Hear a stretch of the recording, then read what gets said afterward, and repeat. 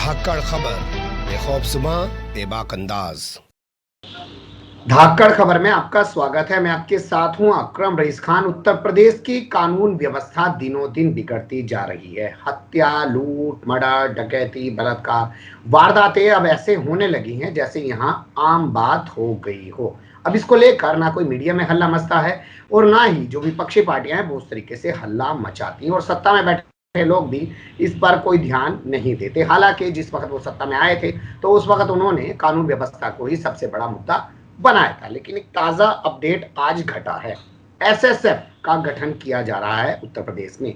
जून में कैबिनेट ने मंजूरी दे दी, अब नोटिफिकेशन जारी कर दिया।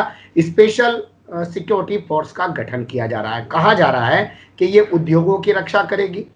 जो पैसा खर्च करना चाहेंगे वो अपनी स्पेशल व्यवस्था भी से करवा सकते हैं। मेट्रो स्टेशन, हवाई अड्डे, तमाम जगह कोर्ट्स, अदालत, इन सबकी सुरक्षा करेगी। लेकिन इसको जो अधिकार दिए गए हैं उसको लेकर बहस छिड़ गई है। अधिकार में कहा गया है कि इन्हें किसी अदालत से कोई वारंट लेने की जरूरत नहीं है। जिसे चाहें उसे गिरफ्तार कर सकते हैं, उसे पूछताछ कर सकते हैं। तो इससे एक बहस ये छिड़ गई है। लोगों का ये कहना है कि पुलिस को ऐसे अधिकार देकर लोगों के अधिकारों पर डाका डलवाया जा रहा है।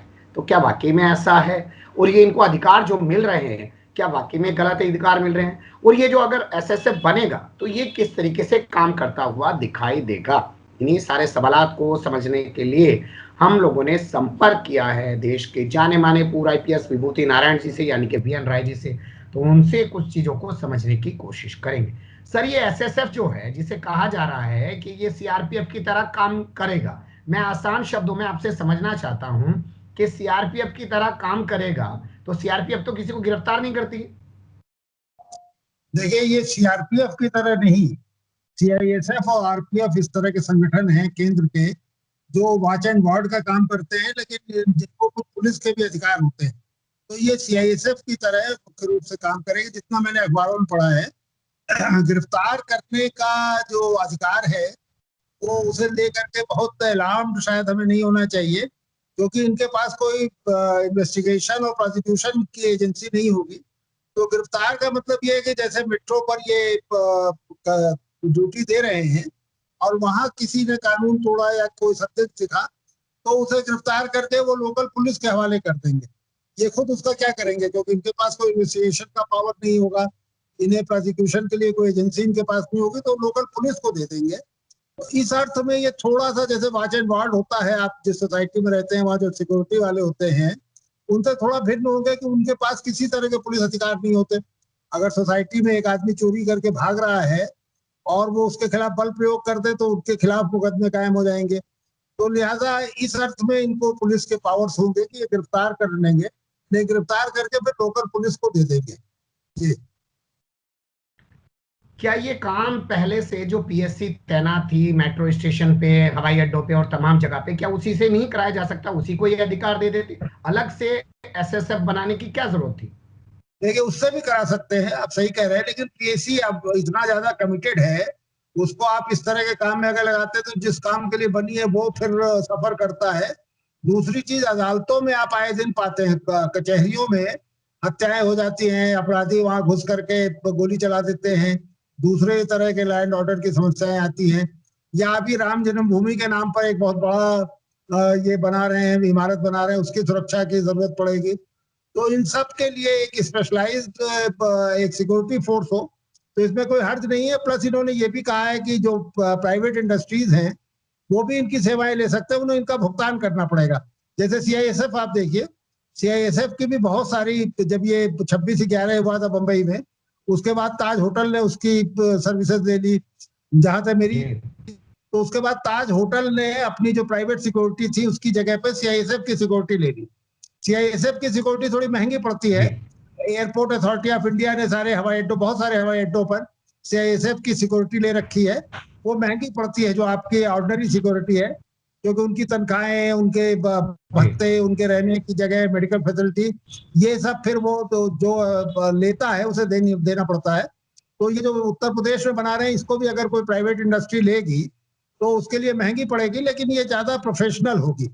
अभी इसका पूरा डिटेल तो मेरे पास नहीं है, लेकिन मुझे लगता है कि पीएसी या पुलिस से 5 साल के लिए, 6 साल या 7 साल के लिए लोग आएंगे इसमें डेपुटेशन पर, और एक निश्चित अवधि के बाद वापस चले जाएंगे।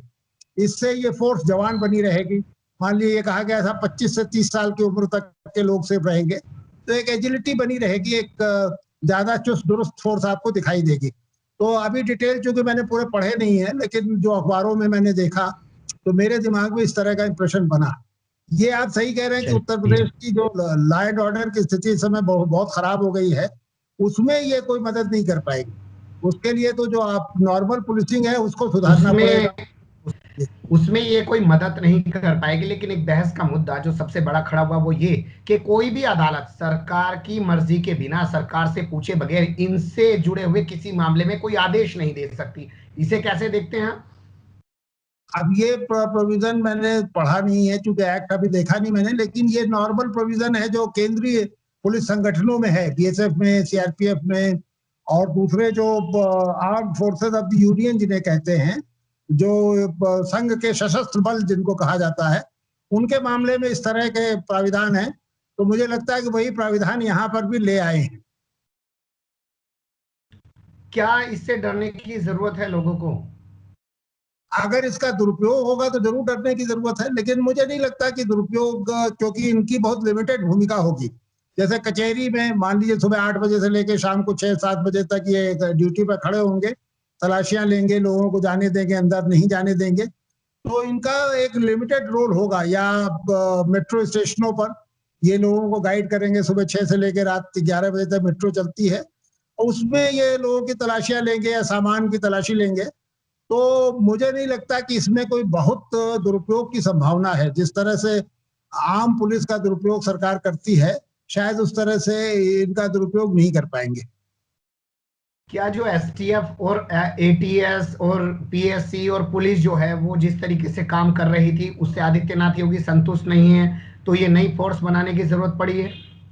नहीं, देखिए आपने जिन संस्थाओं का नाम लिया, एसटीएफ, एटीएफ, एटीसी या पुलिस, पीएससी, उनका रोल ही अलग है। ये तो एक बहुत लिमिटेड रोल के लिए बनेगी। ये चौकीदार हैं एक तरह से, जैसे वॉच एंड वार्ड कहते हैं ना आप एक सोसाइटी में आप देखते हैं सारे गेट पर लोग खड़े रहते हैं, वो आने जाने वालों को चेकिंग करते रहते हैं, गाड़ियां जो अंदर जाती हैं उसका स्टिकर है कि, तो ये सब इस तरह के काम के लिए फोर्स होगी। बस इसमें केवल थोड़ा सा फर्क ये हुआ है कि इनको कुछ पुलिस के पावर्स भी दिए गए हैं जो वहां पर चौकीदारों के पास नहीं होते। तो इनका मुझे नहीं लगता कि कोई दुरुपयोग कर पाएंगे।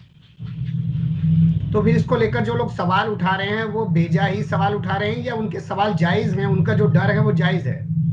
देखिए, क्योंकि पुलिस का बहुत ज्यादा दुरुपयोग पिछले कुछ वर्षों में हुआ है, तो अब अगर ऐसी कोई संस्था बनती भी है तो लोगों के मन में शक पैदा होता है, और स्वाभाविक है कि कहीं इसका भी दुरुपयोग तो नहीं होगा। अगर दुरुपयोग होगा तो जाहिर है कि लोग फिर शिकायत करेंगे। लेकिन जिस तरह से जैसी ये संस्था बन रही है, मुझे नहीं लगता कि इसमें दुरुपयोग की बहुत गुंजाइश है। क्या इस संस्था के गठन के साथ साथ जो तो हमारा स्ट्रक्चर है पुलिस का पूरा, उसमें भी कुछ बदलाव करने की जरूरत थी, उसको भी और मजबूत बनाने की जरूरत थी, या एक नया फार्मूला लोगों के सामने दे दिया गया, देखिए हमने एसएसएफ बना दिया है? नहीं, वो एक अलग क्षेत्र है। जो नॉर्मल पुलिस है, जो पुलिसिंग है उत्तर प्रदेश की, उसमें तो जाहिर है कि बहुत सुधार की जरूरत है, गुंजाइश है।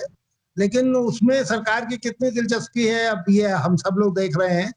तो वो तो एक अलग, इसीलिए आप रोज पढ़ रहे हैं उत्तर प्रदेश में जिस तरह से अपराध हो रहे हैं, जिस तरह से पुलिस लगभग बेलगाम हो गई, एनकाउंटर्स, फर्जी एनकाउंटरों की बाढ़ आ गई। तो वो तो एक अलग चीज है। वो सरकार अगर चाहेगी तो दुरुपयोग कर रही है। अब उसको आप कैसे इस संस्था के साथ ये जो नई फोर्स बन रही है, मुझे नहीं लगता कि उसके साथ हमें उसकी तुलना करें। वो एक अलग क्षेत्र है। मॉब लिंचिंग की वारदातें उत्तर प्रदेश में बहुत ज्यादा बढ़ गई हैं। जैसे आपने देखा होगा नोएडा के अंदर आफ्ताब आलम नाम के ड्राइवर को मार दिया गया, बरेली के अंदर वाजिद को पीट पीट के मार दिया गया, रायबरेली के अंदर थाने में लालगंज के अंदर तो एक मोहित रेदास उर्फ मोनू को पुलिस ने पीट पीट के मार दिया, और लगातार पुलिस पर ऐसे आरोप लग रहे हैं। तो ये सब हो क्या रहा है उत्तर प्रदेश में, कैसे रुकेगा सर? देखिए, मॉब लिंचिंग तो एक खास कारण से, और जिसके पीछे बहुत हद तक सांप्रदायिक कारण है, वो पिछले कुछ वर्षों में बढ़ी। मॉब लिंचिंग पहले भी होती थी, कोई किसी को बच्चा चोर कह करके किसी की पिटाई हो जाती थी, कोई जेब कतरा पकड़ में आ गया पीट लेते थे, किसी औरत को चुड़ैल कह के आप पीट के मार दीजिए। लेकिन ये जो मॉब लिंचिंग की बाढ़ आई थी, इसके पीछे एक सांप्रदायिक कारण था गौ हत्या के नाम पर जो गाय के व्यापारी थे उनको पकड़ के गाड़ियों से उतार के पीट दिया गया, मार दिया गया। तो ये तो फिर एक कम्युनल एंगल है, जिसको जब तक सरकार नहीं सुधरेगी और सरकार एक निश्चय नहीं करेगी कि इस तरह की चीजें नहीं होनी चाहिए, तब तक इसे रोकना थोड़ा मुश्किल है। तो इसके बिल्कुल लिए आप मैं तो हर हमेशा कहता हूँ, आपके उस पर भी कई बार कह चुका, कि हमको बेसिक पुलिसिंग में सुधार करना चाहिए। पुलिस के चरित्र में, व्यवहार में, पुलिस को जनता का मित्र बनाने की कोशिश करनी चाहिए। वो अब कितना ये सरकार या इसके पहले की सरकारें कितना कर पाई, ये जनता खुद ही फैसला करेगी। ये जनता खुद ही फैसला करेगी, लेकिन बड़ा सवाल ये भी कि दिल्ली में भी तो मेट्रो चलती है, दिल्ली में भी तो तमाम चीजें चलती है, वहां जो सिक्योरिटी कर रही है पुलिस, उसको एसएसएफ जैसे इख्तियार क्यों नहीं दिए गए हैं जैसे यूपी में दिए गए हैं। बहस लंबी जाएगी, देखेंगे जो चीजें निकल के आएंगी। पर बड़ा सवाल ये कि 3 महीने बाद जब ये फोर्स काम करने लग जाएगी तो इसकी किस तरीके की भूमिका समाज में दिखाई देगी, उसी के बाद बहस करना ज्यादा बेहतर होगा।